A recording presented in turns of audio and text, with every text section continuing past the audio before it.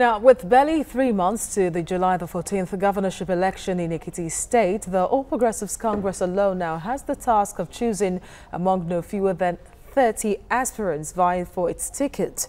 But what are the likely issues that may determine who becomes the party's flag bearer? A big question. TVC News senior political correspondent Ayodele Ozugbakun gives us a picture. The 2019 general election is less than a year away, and politicians across the parties are warming up to test their popularity on the fields. 2 governorship elections in Ekiti and Osun State might serve as litmus test of what is to come.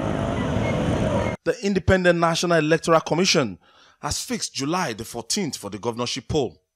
The incumbent governor from the People's Democratic Party, Ayodele Fayose, would not be eligible to contest after serving out his term.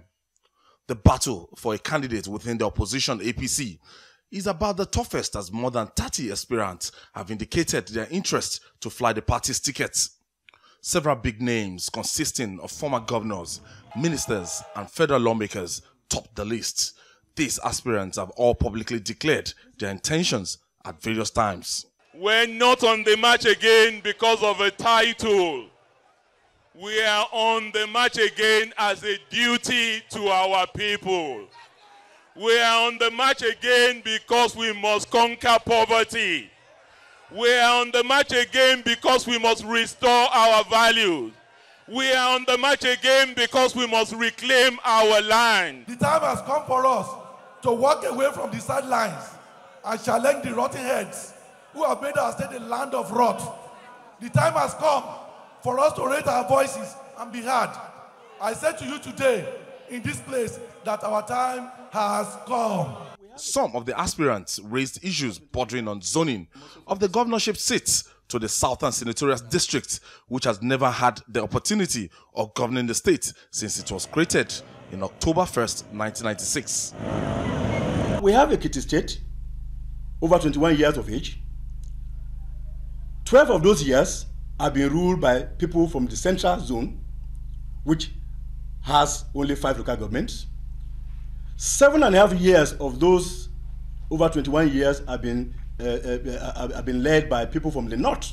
Some of them are even shouting now from the north, and they have 5 local governments.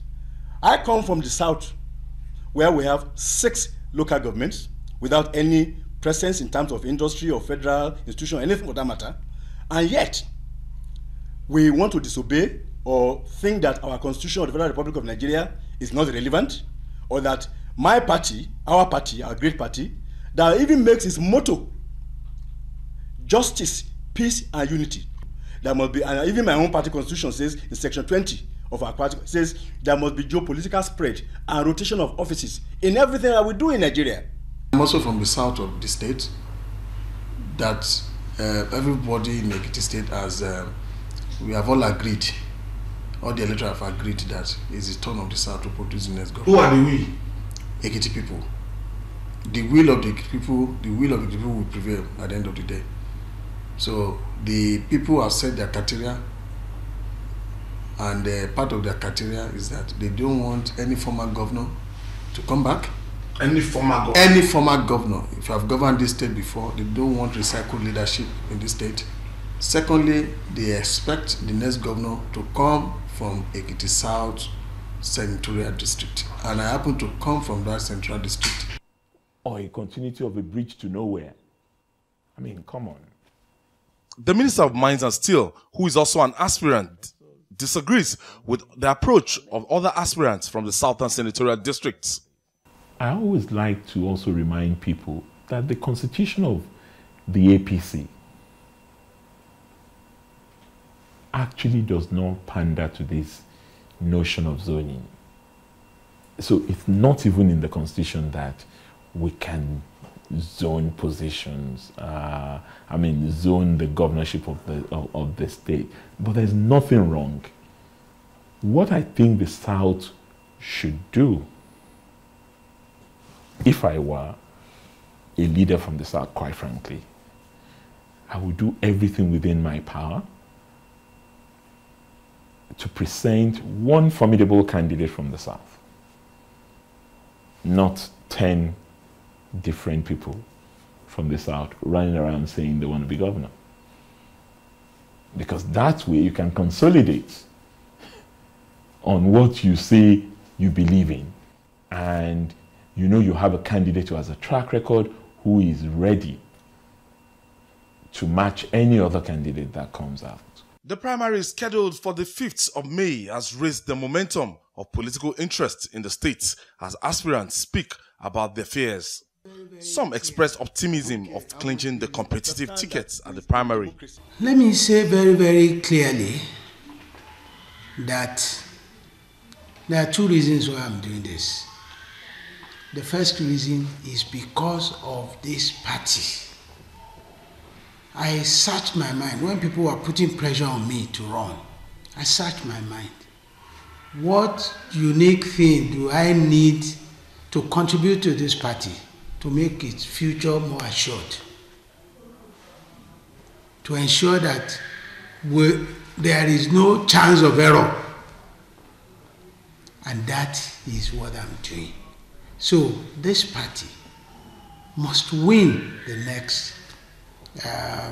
next elections in this state, because it is also a gateway to so many elections. It's a gateway to our brothers in Osun. Once we win, we encourage them, and we discourage their distractors. Once we win, by God's grace, Ekiti and Osun, we will be in a very fit mood to now say 2019, here we come. I don't care how much billions they are bringing. So you emerge as the candidate? I don't care how much billion they are bringing. Let them open the vote and ask delegates to go and pick any amount of money they want. Delegate will pick the money and they will still not vote for them. Take my words to the bank. Take my words to the bank. They don't have the goodwill to win election. As we speak today, without goodwill, you cannot win any election in Ekiti. Political watchers say it might be difficult for the APC to handle the fallout of its primary even before the main contest, where they will face the Herculean task of defeating the candidates endorsed by Governor Ayodele Fayose. Ayodele Uzubakun, TVC News, Ekiti State.